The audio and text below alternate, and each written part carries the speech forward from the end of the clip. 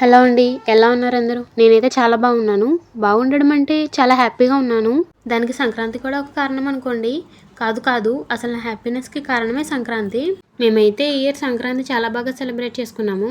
ఎందుకో కొన్ని విషయాలు మీతో షేర్ చేసుకోవాలనిపించింది. ఫస్ట్ డే అందరం పొద్దున్నే లేచి భోగిమంట వేసిన తర్వాత అందరం ఫ్రెష్ అయిపోయాము. తర్వాత భోగిమంట చుట్టూ తిరిగి ప్రదక్షిణ చేసుకుని పూజ కూడా కంప్లీట్ చేసేసాము.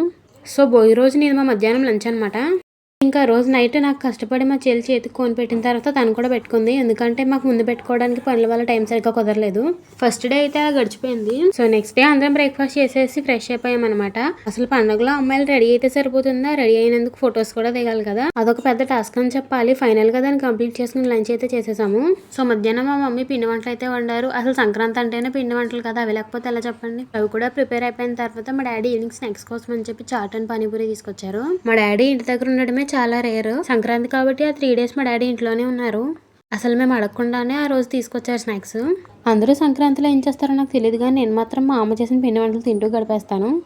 సంక్రాంతి అంతా అయిపోయిన తర్వాత లాస్ట్లో రథం ముగ్గు ఏమంటారు కదా, నిజం చెప్పాలంటే నాకు ఇది వేయడానికి ఫస్ట్లో ఏడుపు వచ్చేసేది. మేబీ నా 8th క్లాస్లో అనుకుంటా మా పిన్ని దగ్గర కూర్చొని నేర్చుకున్నా. ఇప్పటికి కూడా లైన్స్ అవి అస్సలు స్ట్రైట్గా రావు. ఫైనల్గా ఈ రోజుతో సంక్రాంతి హడావిడైతే అయిపోతుంది. మళ్ళీ మనం ఇలా ఫ్యామిలీతో కలిసి ఎంజాయ్ చేయాల్సిన కొన్ని రోజులు రావాలంటే 1 year ఆగాల్సిందే. మన గోదావరిలో అందరూ ఎప్పుడు వస్తుందని వెయిట్ చేసిన సంక్రాంతి పండుగ అయితే అయిపోయింది. అందుకే మీ అందరూ సంక్రాంతి ఎలా సెలబ్రేట్ చేసుకున్నారు కామెంట్ సెక్షన్లో చెప్పేయండి. ఉంటా మరి, బాయ్.